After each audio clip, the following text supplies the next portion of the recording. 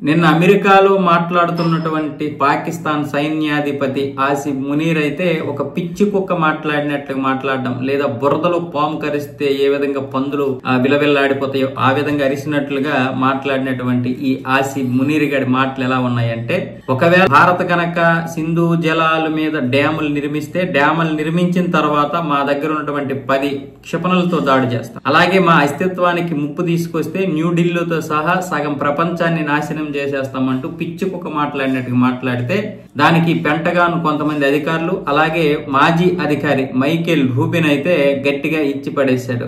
ఈ ఆసిఫ్ మునీర్ యొక్క మాటలు వెంటనే ఖండించి దేశ బహిష్కరణ చేయాల్సినటువంటి పరిస్థితి ఉంది ట్రంప్ ప్రభుత్వానికి. అంతేకాదు ఆసిఫ్ మునీర్ యొక్క మాటలు అల్ ఖైదా చీఫ్, మాజీ చీఫ్ ఎవడైతే ఉన్నాడో బిన్ లాడెన్, ఇద్దరు కూడా పెద్దగా తేడా లేదు.